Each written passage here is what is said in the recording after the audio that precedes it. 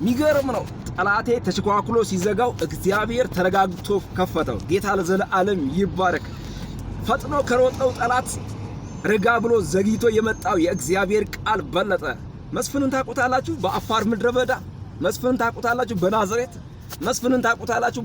በሐዋሳ አሁን ደግሞ በዚህ በአዲስ አበባ አገኛለሁና ይኸውልህ እግዚአብሔር በሰጠኝ ጊዜ ይሄን ጊዜ የሰጠኝ እግዚአብሔር ነው። ይሄን ጤንነት የሰጠኝ እግዚአብሔር ነው።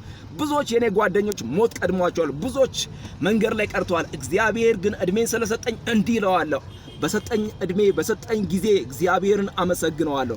ምክንያቱም የእግዚአብሔር የሆነውን በረከት ዋጥ ስልቅጥ አድርጌ የምቀመጥ ሰው አይደለሁም። ምክንያቱም ስለ እግዚአብሔር ካላወራው በጣም ይጨንቀኛል፣ ይደብረኛል። በቃ በቀንና በሌሊት ስሙን ባነሳው ብጠራው የማልጠግበው ይህ አምላክ ይህ ታላቅ እግዚአብሔር እርሱ የኔ አምላክ ስለሆነ ምክንያቱም አምላኬ ጌታዬ መድኃኒቴ ነውና አመሰግነዋለሁ። በኔ ቤት ድንኳን ምስጋና አለ። ዛሬ እግዚአብሔር አምላክ በብዙ ነገር ባርኮኛል። ዛሬ እግዚአብሔር አምላክ ታላላቆች ያዩትን በረከት አሳይቶኛል። እግዚአብሔር አምላክ ከኔ ጋር ሆኗል። ስሙ ለዘለዓለም ይባረክ።